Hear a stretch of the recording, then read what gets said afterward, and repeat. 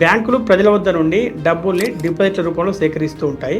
అందుకు ప్రతిఫలంగా కస్టమర్లకు కొంత వడ్డీని చెల్లిస్తూ ఉంటాయి. అవి 6% లేదా 7% అలా ఉండవచ్చు. అదే సమయంలో అలా సేకరించిన డబ్బుల్ని ప్రజలకు అప్పుల రూపంలో ఇస్తూ ఉంటాయి. Home loans, gold loans, personal loans, education loans ఇలా అన్నమాట. అలా ఇచ్చిన లోన్లపై వడ్డీని వసూలు చేస్తూ ఉంటాయి. ఆ వడ్డీ రేట్ అనేది డిపాజిట్లపై ఇచ్చే వడ్డీ రేట్ కంటే ఎక్కువగా ఉంటుంది. అంటే అది సాధారణంగా 10% నుండి 16% దాకా ఉండవచ్చు. వచ్చిన వడ్డీ మైనస్ పోయిన వడ్డీ అనేది బ్యాంకుకు వచ్చే లాభం. సో ఏ బ్యాంక్ అయినా మేజర్ ఇన్కమ్ సోర్స్ లోన్లే అని చెప్పవచ్చు.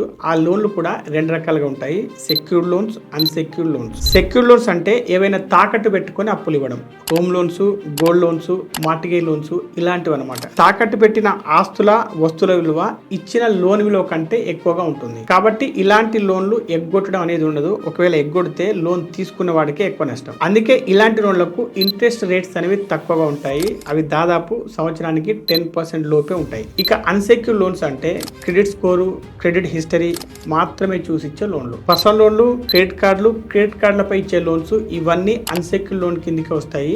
వీటిని ఎగ్గొట్టడం చాలా ఈజీ. అందుకే వీటిపై వడ్డీ రేట్లు ఎక్కువగా ఉంటాయి. మీరు ఇక్కడ తెలుసుకోవాల్సింది ఏంటంటే, పర్సనల్ లోన్లు, క్రెడిట్ కార్డులపై వడ్డీ ఎందుకు ఎక్కువగా ఉంటుంది అంటే, వాటిని ఎగ్గొట్టే వాళ్ళు ఎక్కువ కాబట్టి ఆ నష్టాన్ని మనందరం సమానంగా పంచుకోవాలి కాబట్టి వడ్డీ రేట్లు ఎక్కువగా ఉంటాయి. ఇవి సంవత్సరానికి 10% కంటే ఎక్కువగా ఉంటాయి.